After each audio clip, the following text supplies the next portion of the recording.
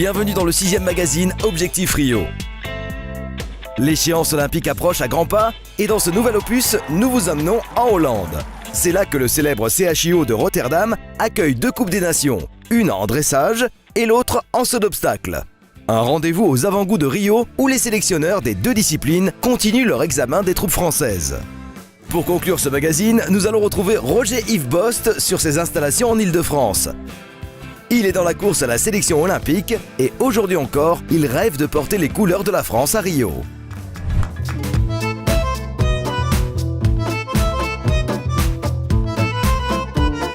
Pour ce nouveau numéro, nous voici donc aux Pays-Bas, au royaume des vélos, des canots et des moulins pour retrouver les équipes de France au mythique CHIO de Rotterdam. Un rendez-vous qui accueille les cavaliers de dressage sur un CDIO 5 étoiles et ceux de saut d'obstacle pour un CSIO 5 étoiles. Une mixité des disciplines très rare. C'est au rythme des piaffés, pirouettes et passages que les compétitions ont débuté. L'équipe de France de dressage est en grande forme et confirme sa montée en puissance. Elle termine 4e de la Coupe des Nations. Ça fait 3 concours par équipe où on est là. La dernière fois, c'était les champions d'Europe, donc cette 6e place. La dernière fois à Compiègne, l'objectif était d'être sur le podium chez nous en France. Et là, l'objectif, c'était un peu en clin d'œil, s'entraîner à rentrer dans la 2e étape. Puisque à Rio, le Grand Prix, il faut se qualifier dans les 6 meilleures équipes pour avoir accès au Grand Prix spécial et qui là donnera le résultat par équipe. Une 4e place qui permet à l'équipe d'accéder au Grand Prix spécial et à l'épreuve freestyle.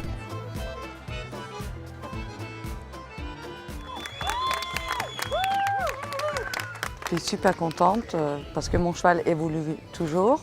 On a quelquefois un peu de faute, mais il a beaucoup évolué. Il a les 3 allures qui sont super, ça me fait beaucoup plaisir.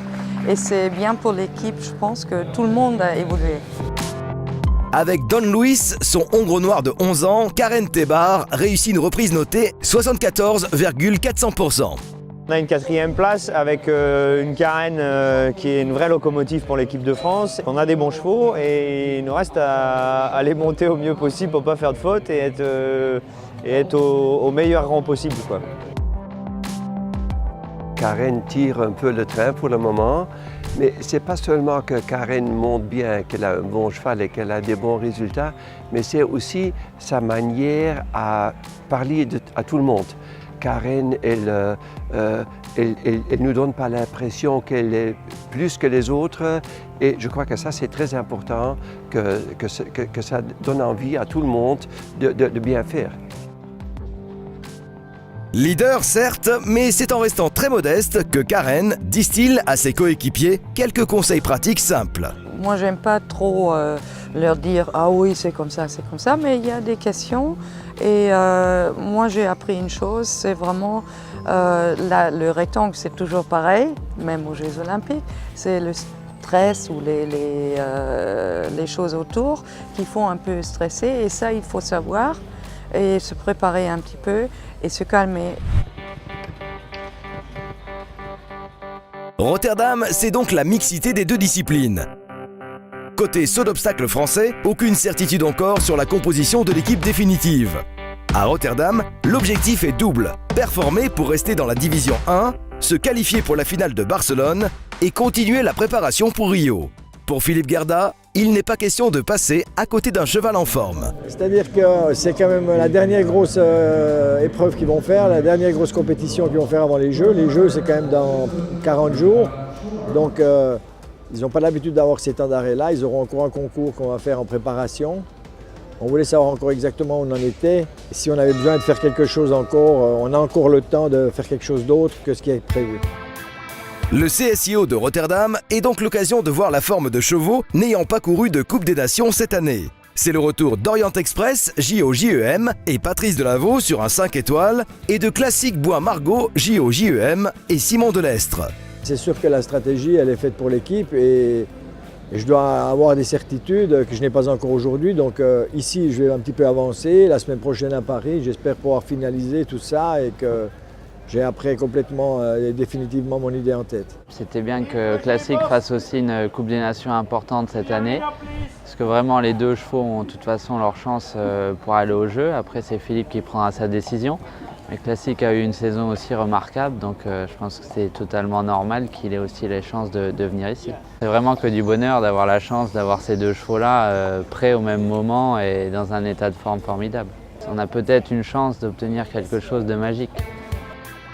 Les performances des Français ne seront pas à la hauteur des espérances. Seuls Pénélope Le Prévost et Flora de Mariposa JO-JEM réussissent 2 parcours sans faute.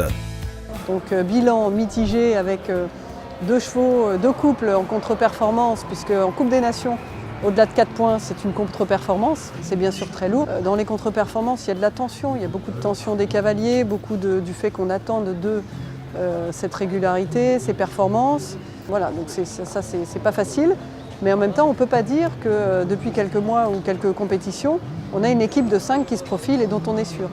Donc quand on n'est pas sûr, eh ben, on continue de donner la chance à des couples d'entrer dans leur perf, dans la régularité des perfs. Et c'est ça qui est difficile, toute cette alchimie.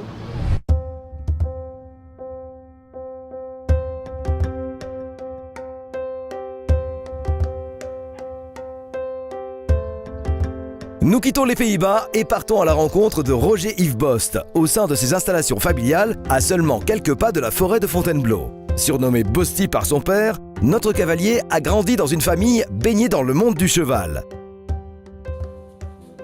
Mon père montait en concours, du coup moi j'étais toujours dans la tribune. Je regardais tous les cavaliers internationaux, Marcel Rosier, à l'époque Doriola. Après j'ai commencé par monter en poney, chez moi il y avait les poneys. Mais j'ai toujours regardé le haut niveau et c'est ça qui me branchait. D'avoir commencé à poney, ça m'a quand même donné le sens du train et pouvoir galoper un peu, aller prendre les options, de faire ça décontracté.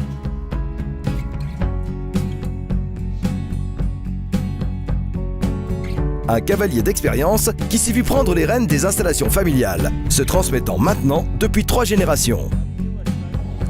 C'est important d'avoir l'endroit où on peut se poser. Je sais que ici, j'ai toutes mes marques depuis longtemps, toute ma famille qui me soutient derrière.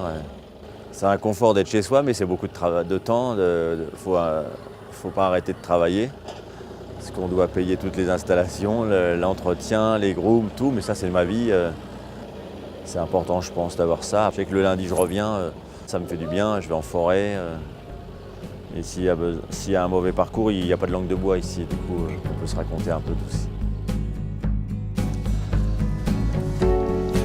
C'est comme au cirque. Toute la longueur, il y a le droit.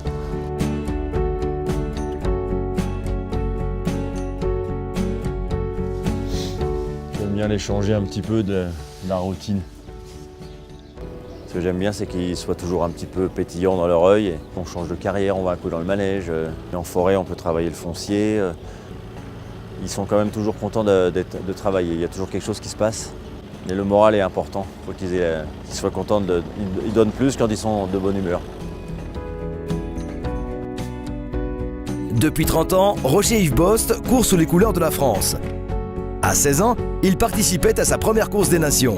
À 50, avec le titre de champion d'Europe en individuel en 2013, l'envie de représenter sa nation est toujours aussi présente. C'est une année olympique. C'est vrai que là, j'ai des bons chevaux, j'ai une carte à jouer pour l'équipe de France. On va essayer d'aller là-bas. Ça fait déjà 1 an ou 2 qu'on se prépare et on espère y aller quand même à Rio. Moi, je suis vraiment pour l'équipe de France en priorité. C'est vrai que les médailles, c'est plus important que l'argent. Après, c'est différent, on a besoin d'argent pour faire tourner la boutique et d'avancer, mais c'est vrai que les médailles, ça reste à vie.